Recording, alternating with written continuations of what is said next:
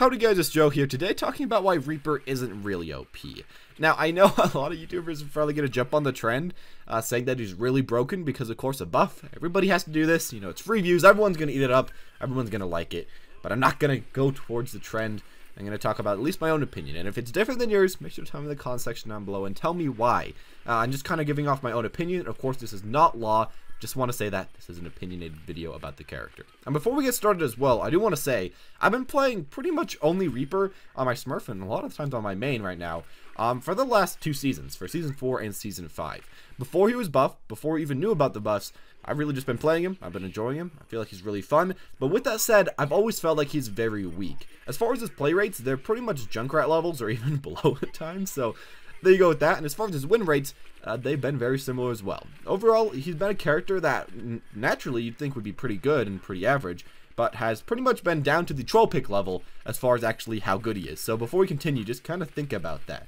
You think he's really great, but as far as, you know, all the stats, not the best. I mean, I was carrying with him. I got all the way from plat all the way to masters, from like 2,700 to 3,500 with just Reaper on my Smurf. So obviously he can do good, but he is just a little bit harder, and you know, it takes a little bit more time to actually learn how to play him. And mainly I'd say it takes a lot more positioning to be able to play Reaper.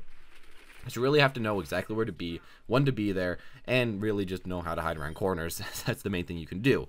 But as far as the new Reaper, which is a lot different, I feel like a lot of people are going to say he's OP because, of course, he is very good as a new brawler type. And we don't really have much brawler types. People that are in the middle front line that can do a decent amount of damage, that can sustain for a while, and essentially he's like a slightly more damaging Zarya, I'd say, or slightly more damaging Roadhog. One of those type of characters, but he's in the offense class, and I really like that. I really like the brawler, bruiser type characters, and I feel like we didn't really have one of those at Overwatch.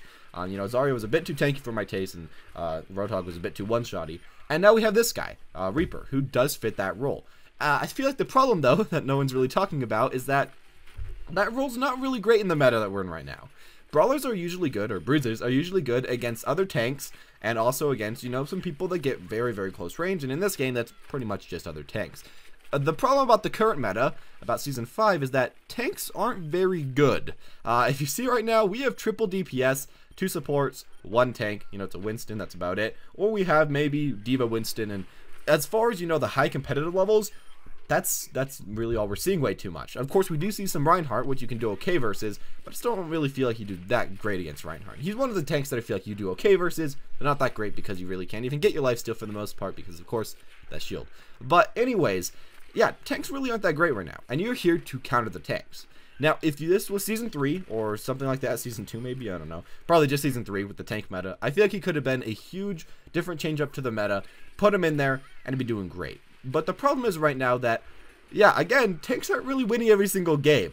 Mostly the DPS are the ones that are carrying, and Reaper is a big problem against, like, all the DPS in the game. He can do great against the tanks, and he can do okay sometimes at flanking, and I guess that is a way that you can sometimes kill the backline, but I'd say that's definitely not the best way that Reaper can play.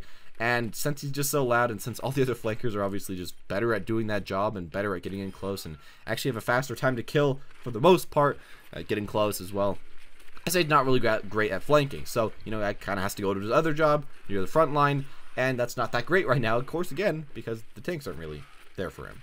As well with that, I'd say that the tanks that are even meta right now, you know, Winston's very good for him, but D.Va, she just dumpsters over him. You know, if Reaper walks in there, he can't do anything for like 5 seconds. Of course, this is the same with all DPS, but with Reaper, the problem is that you have to actually be right next to the enemies to really get out your maximum DPS, while a lot of the other people can kind of poke, wait for the D.Va to let down her shield, and then go in. Yeah, that's one of the problems that I feel about him. Of course, you can still deal a lot of damage to that character, but if there's a team fight, it's really going to be kind of hard for you. But as far as just him in general, I feel like right now, he just does have problems against other DPS. Now, before we get started on some more stuff about him, I feel like he does do pretty great on King of the Hill. I have a really great win rate on him on King of the Hill, like 75%. It's really good. I feel like he does good on that map. As well, I feel like he does pretty good on cart on defense. And he also does pretty good on cart on offense if the enemies jump straight onto you.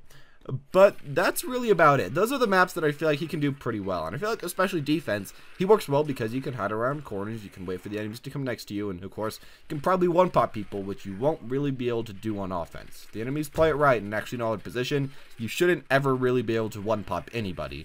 And as you get higher in the longer ranks, you can kind of see that that does happen a little bit more. So those are some good things about him. You know, you can do pretty well in all those situations. But here's the bad situations that I don't feel like anybody's really going to talk about. You know, everyone talks about the good, but no one really talks about the bad.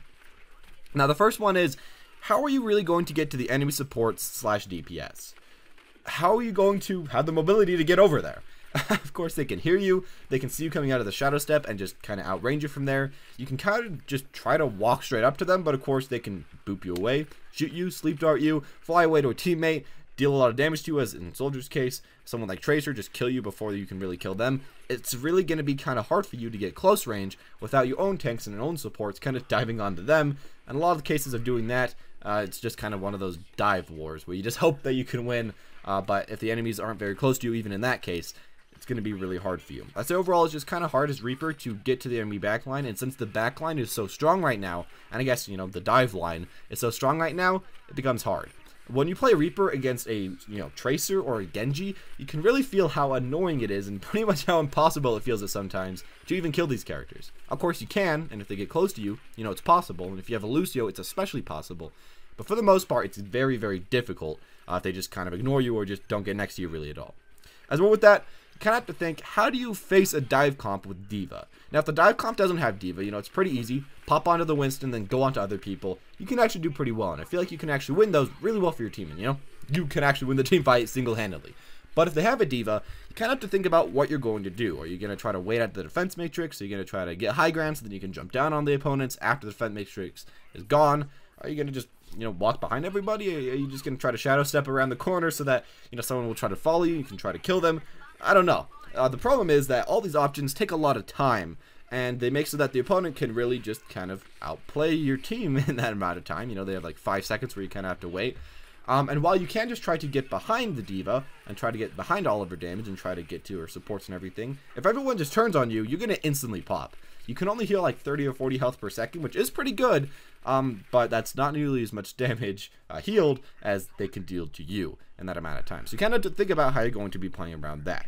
As well with this, I want to talk about how do you beat Pharah Mercy, other than ignoring her. Of course, your Overwatch, let's just say ignore her, and I do think that actually does work pretty well. You can just murder their entire team, obviously, and there we go. You won the team fight. But if that isn't working for you, and if they have a D.Va stopping you from doing that, or maybe just a Lucio getting you out of there, how do you really play against Pharah if their team comp, of course, again, is doing pretty decently? I feel like you just kind of have to switch, or maybe you could hope that, you go to a high ground place and that she'll eventually come there. Like on Hanamura, you could go on the, second highest platforms and just kind of wait there and hope that she comes nearby that you can one-shot her. And that does happen sometimes, but other than that, you kind of have to think about, how are you going to pull this off? It's kind of awkward. Of course, you can just hope that you have a teammate that's going to go a hit scan, but you can't really bank on that. Especially in solo queue, you can't really bank on people making up for what Reaper is weak at. I feel like that's one problem about Reaper, is that a lot of the other characters with mobility or at least somewhat range, like Genji, he doesn't have that great of range, but at least he has somewhat, can kind of counter everybody. Not really counter, but can, kind of somewhat deal with everyone. Genji can somewhat deal with Pharah Mercy, at least a little bit, as you can jump up there and kind of deal some damage, maybe kill them by yourself. It's risky, but you can kind of do it. But as Reaper, if they're just playing smart and playing up in the air, you have absolutely nothing you can do. I mean, you can ultimate sometimes and hit them, but that's really about it. So I want to remind you guys about all those different things about this character that are just kind of weak. Now, as well with that, I want to say 2 CP on attack. Defense is okay. You can just walk around corners and wait and pop people and be safe with your team. It works out fine. But attack on 2 CP, especially on Temple of Anubis, a few other maps as well, like Volskaya, the second point, I guess. Quite a few maps just feel impossible as Reaper. Unless your team gets a perfect dive comp going around, there's nowhere you can really teleport to deal any damage. There's no way you can really get close to them to deal any damage. And if they just play around you, it's going to be a hard ride for you. Again, if you can happen to get a nice dive comp going in and they don't really know how to counteract you, it can work fine in that situation. But often, of course, we all know, dive comps won't always show up in solo queue. And of course, as well, not always will people be able to play it right. and you're going to kind of have to go in by yourself sometimes, and that's not really going to work all too well. Overall, I feel like it's just kind of hard for him to play this maps in general, and yeah, I don't know. 2CP feels a little bit harder for me as Reaper. On defense, it's actually pretty good because people are battling on the point for a long time, but on offense, it's a little bit more difficult, at least in my own personal opinion. But those are really all my reasons about talking about why Reaper really isn't OP. Again, I think he's pretty good, and I feel like now he's definitely not meta, but like he's in the playable range. You can pick him up, you can win with him, you can do whatever the heck you want with him. But don't expect to pick him up and automatically win a lot of your games. Simply by being countered by the majority of the meta, the majority of the DPS meta, I guess I should say, it makes it hard for him to just overall play really well. Because he's just getting countered by quite a few characters. And I feel like this could change if you got a mobility buff or something like that, so that you could actually get next to these people in the backline a lot easier. You know, cancel his Wraith form, or you know, a lot of stuff that a lot of people have been saying for a long time.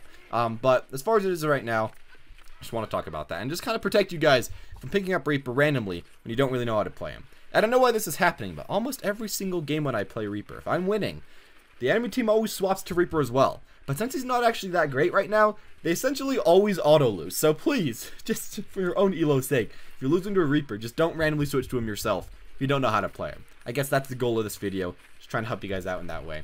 And tell me your own opinions about Reaper in the comment section down below. Do you think he's really great? Do you think he's bad? What do you guys think about this character? Anyways, as always, guys, thank you all for watching. Hope you enjoyed. If you did, make sure to leave a like, comment down below, subscribe if you want to see more stuff like this in the future. And as always, have a wonderful day.